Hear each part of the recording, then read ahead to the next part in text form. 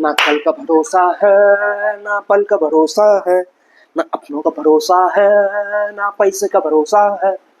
ना कल का भरोसा है, ना पल का भरोसा है, ना किसी का भरोसा है, ना उसका भरोसा है। ना दीदी भरोसा है, ना भैया का भरोसा है। भरोसा है किसी पे हमको भरोसा नहीं है, भरोसा नहीं है। ना कल का भरोसा है, ना परसों का भरोसा है, ना पक्का भरोसा है, ना सबका भरोसा है। ना बिंदी भरोसा है, ना अंधु भरोसा है।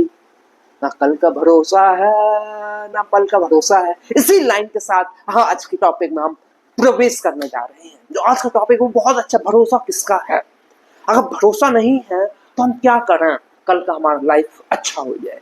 ये टॉपिक काफी ज्यादा मतलब मैं इसको कोशिश करूंगा कितने अच्छे से मैं आपको जो समझाना चाहता हूँ तो पॉइंट टू पॉइंट कन्वे कर पाऊँ, ऐसी मेरी कोशिश रहेगी। यदि आपको समझ नहीं आता है उसके लिए हम अपनी कमी को देखते हुए माफी ही मांग सकते हैं और इसके अलावा कुछ नहीं कर सकते हैं ना, क्योंकि भरोसा किसी का नहीं है। ओके, तो आज का जो टॉपिक है it's a quite good topic. We start discussing. मतलब आपने देखा कि भरोसा क्या है। अगर भरोसा है, अभी मैं किसी विद्वान को सुन रहा था, उसने अपने प्रवचन में बोला यदि किसी का भरोसा है, अगर किसी में भरोसा करना है तो कर्मों में भरोसा करो। यदि तुम्हारे कर्म अच्छे हैं, अगर तुम्हारे कर्म जिस प्रकार होंगे उसको लौट के तुम्हारे पास निश्चित तौर पे आएगा। ओके गुरुजी, ओके। तो मतलब क्या कर्म क्या है, कर्म को अपन अच्छा कैसे बना सकते। देखिए आप जो कुछ भी करते हैं अच्छा बुरा हर चीज निश्चित तौर में वो आपको वापस आएगा। ऐसा जो भारतीय दर्शन है उसमें इस टाइप की बातें की गई हैं। ओके, मैं आपको बताता हूँ आप लोगों के साथ दिक्कत क्या है। लोग क्या खूब ज्यादा वो हो जाते हैं, भावुक हो जाते हैं। अगर आपका कोई निजी व्यक्ति, आपका नियर बाई अगर कोई कुछ गलत कर रहा है तो आप उसे बोलिए, वो आपका जितना खास हो, यू आर डूइंग रॉन्ग।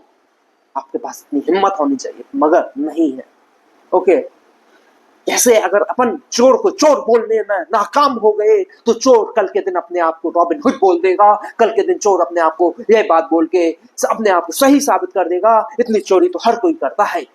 ठेकेदार अपने आप को इस बात को बोल के साबित कर देगा कि इतनी माल लो क्वालिटी का यूज तो सभी ठेकेदार करते हैं, पर लेकिन हमको इस बात को समझना होगा जो हम बोलना चाहते हैं, जो हम कर रहे हैं, अगर वो गलत है तो उसको आप गलत बोलिए, अगर वो सही है तो उसको सही बोलिए, बिना किसी भेदभाव के बोलिए। इससे निश्चित तौर पे जो आपके कर्म होंगे एक अच्छा परिणाम या पॉजिटिव रिजल्ट उसमें आने को देखने मिल सकता है। क्योंकि हम अगर चोर को चोर बोलने से हिचकेंगे, अगर हमें लगेगा नहीं ऐसा तो सब कोई करते हैं, हम धीरे धीरे उसी करप्शन का पार्ट बन जाएंगे, उसी चोरी का पार्ट बन जाएंगे। इसीलिए हमें इस बात को स्वीकार करना होगा, बोलना होगा।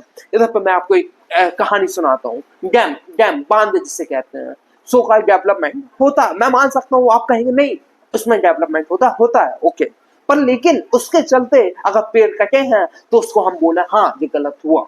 अगर उसके चलते गांव के गांव खत्म हुए हैं, पानी में डूब गए हैं, तो हम उन लोगों के प्रति सहानुभूति रखें, हम उनके प्रति बोले हमें इस बात का दुख है।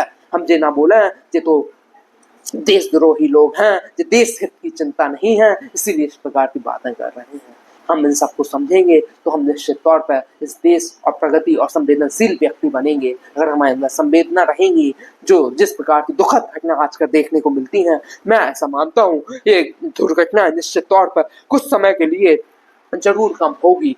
तो इसी के साथ मैं अपनी बात खत्म करता हूँ। मैं और लास्ट में कुछ लाइन्स बोलता हूँ। जो परिणाम होता है हर चीज का मिलता है। अभी मैं एक अंकल से बात कर रहा था, किससे, अंकल से। अंकल पैसा निकाल के दे। उनने बोला अरे बेटा पैसों का करना क्या है, अरे मैं इतनी खुशी भरी जिंदगी जी रहा हूँ, मेरे पास 2 लाख रुपए महीना हर हमेशा आ जाता है और कुछ नहीं, बिंदास। उस वाली बिल्डिंग का 30,000 का रेंट आ रहा है, वहां से 20,000 आ रहा है, 40,000 का पेंशन मिल रही है, इतनी की एफडी बनी हुई है। हमने कहा वाओ, वो ना, अरे करना क्या है भैया।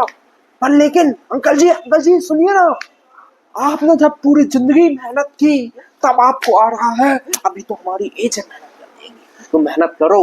मेहनत करने से मत डरो, क्योंकि हम जितनी मेहनत आज करेंगे उसका परिणाम भी हमें निश्चित तौर पर मिलेगा। अगर हम कर्म कर रहे हैं तो हमें परिणाम मिलेगा, पर लेकिन हम इस बात का जरूर ध्यान रखें जितना हमारे अंदर संवेदनाएं आ सकती हैं। संवेदनाएं कैसे आएंगी, लोग कहते हैं छत में पानी हम क्यों रखें, हम छत में पानी, छत में अनाज क्यों रखें।